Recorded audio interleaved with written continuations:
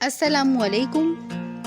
فاختہ امن کی علامت ایک دلکش اور دل نواز پرندہ جس کی پہچان حق ہو کا اثر آفریں ورد بھی ہے۔ صبح کا سنہرا وقت ہو یا شام کے آرام کرتے لمحے یا رات کی پرسکون ساعتیں، اس دل فریب پرندے یعنی فاختہ کی آواز ہمیشہ کانوں میں رس گھولتی ہے۔ تاریخی حوالے سے روایات میں ملتا ہے کہ جب طوفان تھما اور 40 دن گزر گئے تو حضرت نوح علیہ السلام نے اپنی کشتی میں موجود پرندوں میں سے ایک پرندے کو یہ معلوم کرنے کے لیے بھیجا کہ کہیں خشکی نظر آ رہی ہے یا نہیں۔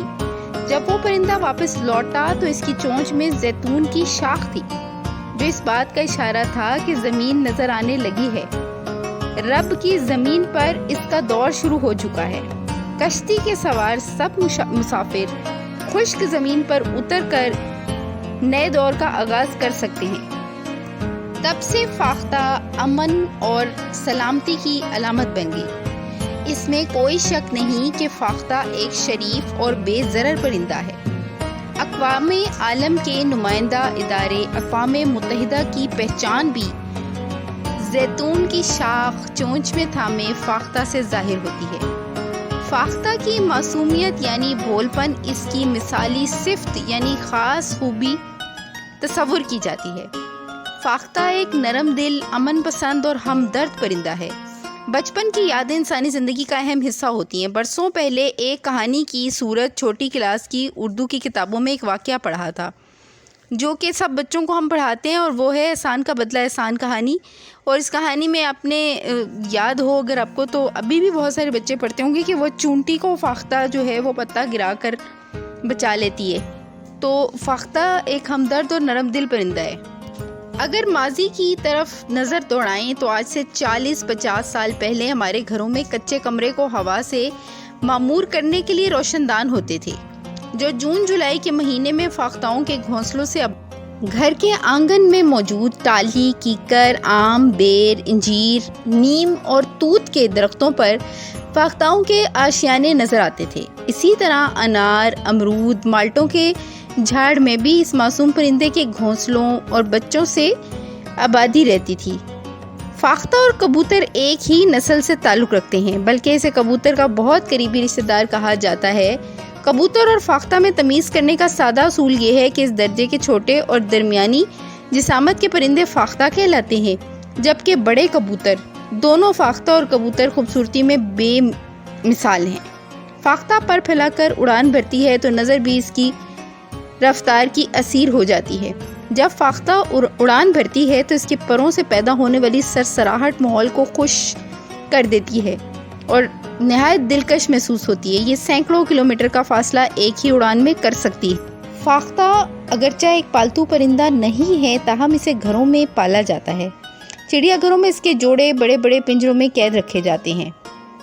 فاختہ ایک حساس پرندہ ہے۔ اس کے بارے میں کہا جاتا ہے کہ گھونسلوں میں موجود انڈوں کو کوئی ہاتھ لگا دے یا اٹھا کر دوبارہ گھونسلے میں رکھ دو تو فاختہ ان انڈوں کی طرف مڑ کر بھی نہیں دیکھتی، بلکہ یا تو انہیں زمین پر گرا دے گی یا پھر گھونسلہ چھوڑ کر کہیں اور چلی جائے گی۔ یہی معاملہ وہ بچوں کے ساتھ بھی کرتی ہے۔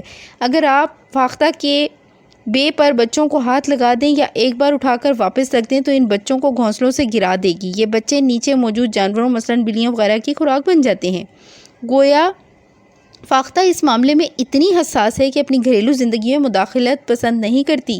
اور ایک اہم بات اس کے بارے میں یہ ہے، چونکہ فاختہ اور کبوتر خود ہی اپنے بچوں کی پرورش کرتے ہیں، اس لیے دوسرے پرندوں کی نسبت انہیں پالنا آسان ہے۔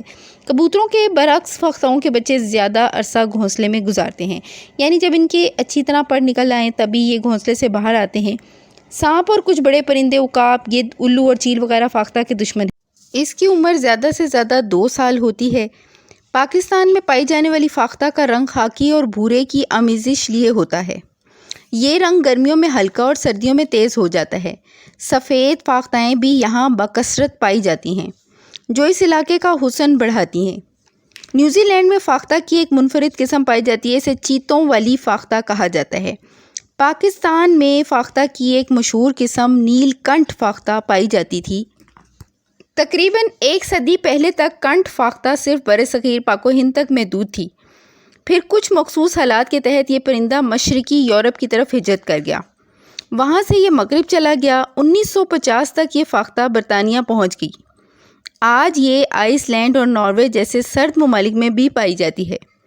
کنڈ فاختہ کی خصوصیت یہ ہے کہ ہر ایک جگہ کو اپنا مسکن بنا لیتی ہے جہاں درخت موجود ہوں۔ فاختہ بھرے جسیم، لمبی چونچ، چھوٹی گردن والا ایک خوبصورت پرندہ ہے۔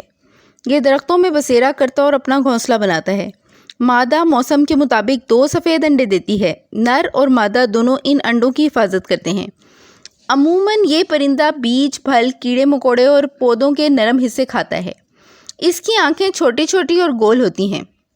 کالے پنجے، کالی چونچ اور سفید سینے کے ساتھ جب یہ اڑان بھرتی ہے تو اس کا پھیلاؤ 17.7 انچ تک چلا جاتا ہے۔ نر فاختہ کا وزن عموماً 100 گرام تک ہوتا ہے، البتہ مادہ کا وزن تقریباً کم ہوتا ہے۔ فاختہ کو گھونسلے کی تیاری میں زیادہ وقت نہیں لگتا۔ عام طور پر انگریزی حرف وی کی شکل رکھنے والی پتلی سی مضبوط شاخ پر اوپر تلے چند تنکے گول پیالے کی صورت میں رکھ دیے جاتے ہیں، یوں گھونسلہ تیار ہو جاتا ہے۔ ان گھونسلوں میں فاختہ ایک سال میں کم از کم 3 اور زیادہ سے زیادہ 6 مرتبہ 2 انڈے دیتی ہے، جن کو نر اور مادہ مل کر پالتے ہیں۔ 2 ہفتوں میں ان انڈوں سے بچے نکل آتے ہیں۔ فاختہ اور کبوتر کی یہ خاصیت ہے کہ یہ اپنے فاختہ کی اقسام ساری دنیا میں پائی جاتی ہیں، تاہم زیادہ اقسام برصغیر پاک و ہند، جنوبی مشرقی ایشیا اور آسٹریلیا میں پائی جاتی ہیں۔ فاختہ جنگلوں، درختوں اور نہروں کے ساتھ ساتھ پہاڑوں، میدانوں اور مختلف سبزہ زاروں میں بھی بسیرا کر لیتی ہے۔ اس کے ساتھ ساتھ یہ صحراؤں میں بھی ملتی ہے۔ اس کی وجہ شاید یہ ہے کہ یہ بارشوں کا کھڑا اور رکا پانی بھی پی لیتی ہے۔ البتہ دوران پرواز عقاب اور اس کے بڑے پرندے اس طرح کے بڑے پرندے اس پر جھپٹ پڑتے ہیں۔ اسی طرح یہ شکاری جانوروں مثلاً بلیوں، لومڑیوں وغیرہ کی بھی خوراک بن جاتی ہے۔ تو یہاں پر ڈو کے بارے میں یعنی فاختہ کے بارے میں معلومات ختم ہوئی اور اجازت دیجیے۔ اللہ حافظ۔